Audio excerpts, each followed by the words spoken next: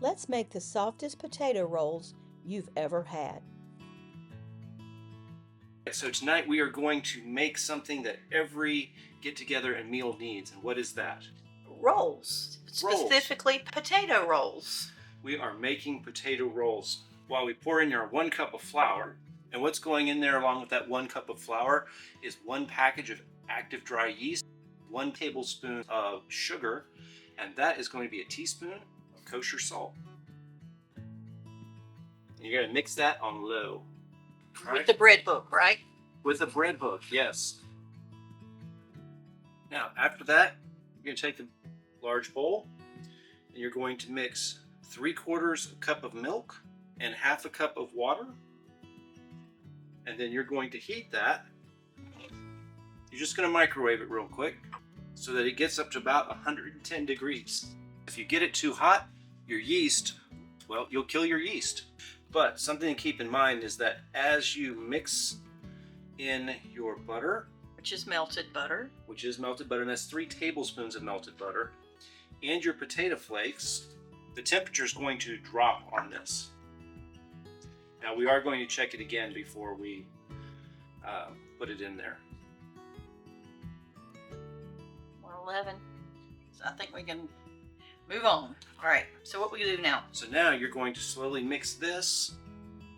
You want to pour that in. Slowly.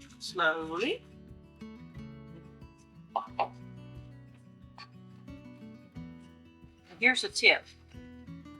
If you're working with something like that, and if you have a bowl with a spout, use the bowl with the spout, because we just lost maybe a teaspoon of our liquid pouring it out of a bowl that didn't have a spout. So now we're adding in an egg.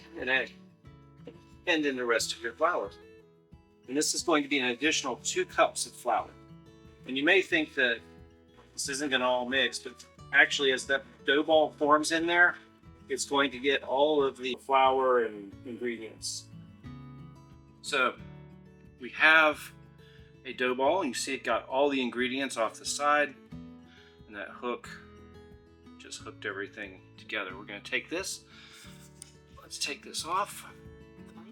All right, so we're going to just move a nice flat surface. I'm using the bottom of a glass cutting board here, and we're going to spread some flour over it. If we really wanted, we could have also used, since we have a nice countertop here, we could have used that as well. But I just have memories of the failed cinnamon rolls on the countertop, so no.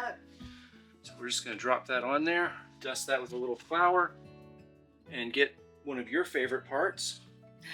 No. And we're just going to knead this a couple of times.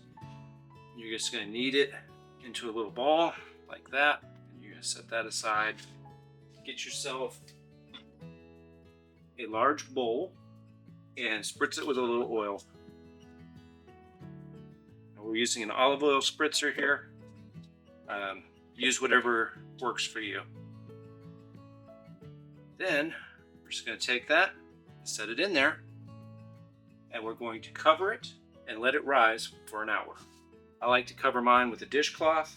And we just happen to have one laying there? We just happen to have one laying here. So we'll be back in an hour.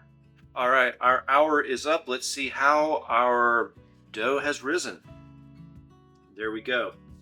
It has doubled in size easily. So what you have to do now is you have to punch it down. Releases that air.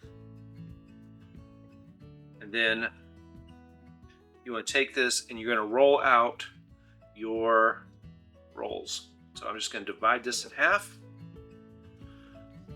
Divide it in half again. We're going to take each of these little guys and we're going to put them right here in this pan. Now this is a parchment lined pan. Let's see if we can get the sizes about equal. This recipe makes 12 dinner rolls. Those are roughly the same size. I think that guy in the middle is a little small, but it'll be all right. So that's what we have. We have 12 rolls. We're going to take our towel, we're going to cover these up, and we're going to let them sit for 30 minutes and rise again. We'll be back in 30 minutes.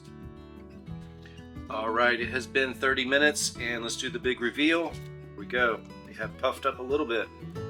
So now we're going to take these and put them in the oven. That's a preheated oven that was done at 375. And we're going to bake them for 25 to 30 minutes. So thanks for watching. Like, subscribe, do all the things. And watch this video next for another great recipe from Ghost Host Kitchen. Bye. Bye.